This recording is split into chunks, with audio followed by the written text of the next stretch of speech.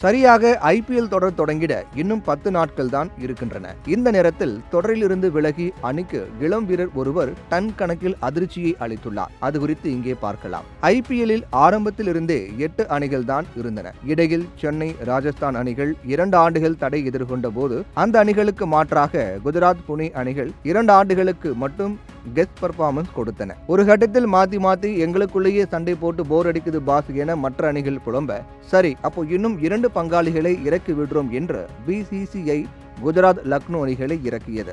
யாரும் எதிர்பாராத விதமாக முதல் ஆண்டிலேயே குஜராத் கப்படித்தது.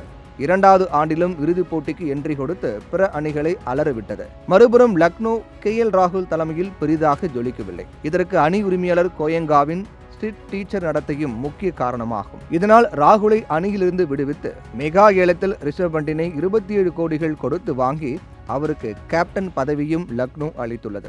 இவ்வளவு செய்தும் அந்த அணிக்கு ஆரம்பமே மோசமாக தான் இருக்கிறது. ஏனெனில் எதிரணி வீரர்களை தன்னுடைய வேகப்பந்து வீச்சால் ஓடவிட்ட இளம் புயல் மயங்க் யாதவ் காயம் காரணமாக தொடரின் முதல் பாதியில் விளையாட மாட்டார் என்று உறுதியான தகவல்கள் வெளியாகியுள்ளன.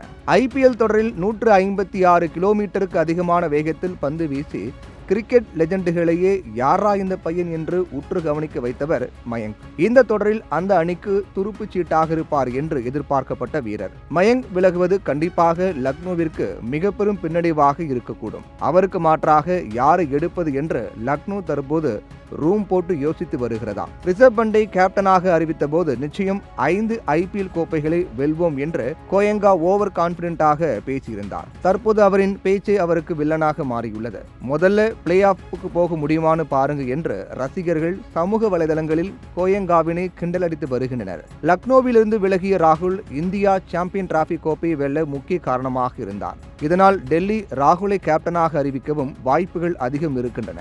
ராகுல் கேப்டனாக டெல்லியை வழிநடத்தினால் இந்த தொடரின் அனல் பறக்கும் மேட்சாக டெல்லி லக்னோ போட்டி இருக்கும் என்பது குறிப்பிடத்தக்கது.